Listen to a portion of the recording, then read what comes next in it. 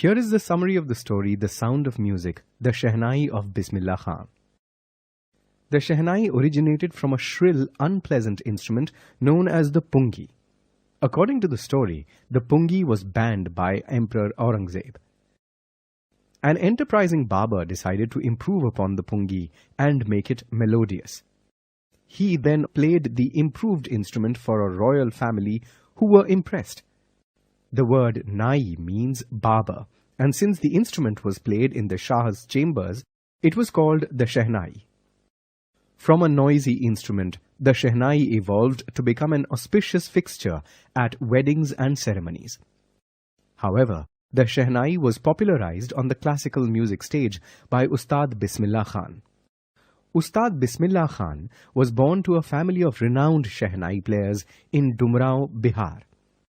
Bismillah's family played before the Bhojpuri king. As a young boy, Bismillah would watch his uncles practice the Shehnai with fascination. The young Bismillah would sing songs at a nearby temple and earn laddus in return. Bismillah would accompany his uncle Ali Baksh to the Vishnu temple at Banaras. This was followed by lessons in Shehnai. Bismillah would not only practice all day, but also invent his own ragas for the Shehnai.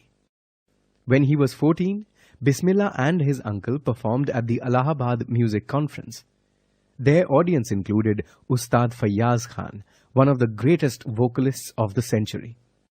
After the performance, Ustad Fayyaz Khan advised Bismillah to work hard. Bismillah got his big break at All India Radio in Lucknow. On the day of India's independence, Bismillah Khan performed the Rag Kafi at the Red Fort. His Shehnai was the first music that independent India listened to. Later, Jawaharlal Nehru would greet the nation with his famous Tryst with Destiny speech.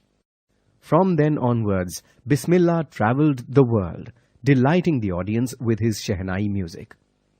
King Zahir Shah of Afghanistan was so fascinated by Bismillah's music that he gifted him priceless Persian carpets.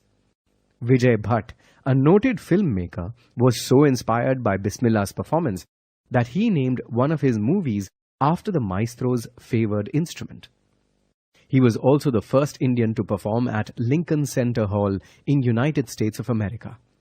He also performed at Montreal, Cannes, and Osaka, to name a few. He also had an auditorium named after him, called the Tahar Mausiki Ustad Bismillah Khan.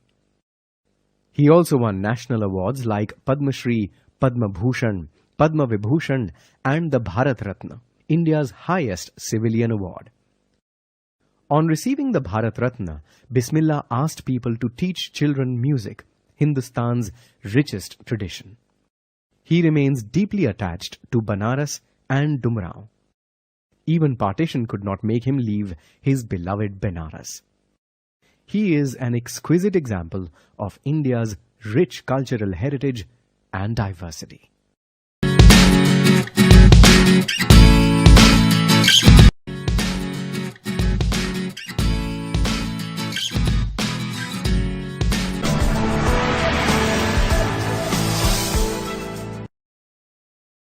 Here is the summary of the story, The Sound of Music. Evelyn Glennie listens to sound without hearing it, by Depara Cowley.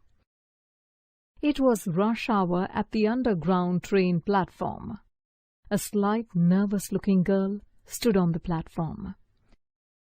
Her name was Evelyn Glennie, and she was excited for her first day at the Royal Academy of Music, London. Evelyn's journey from a Scottish farm to the Royal Academy had not been easy. Her journey, however, was marked with her determination to exceed expectations. Evelyn was 8 when her mother noticed that she could not hear when called. By 11, although Evelyn tried to conceal it, her growing deafness was hampering her studies.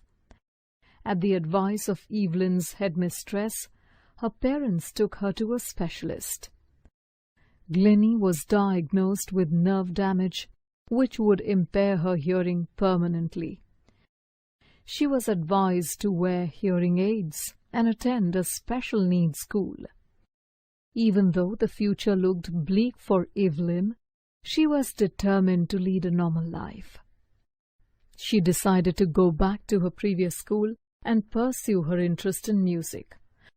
Most of her teachers at school discouraged her.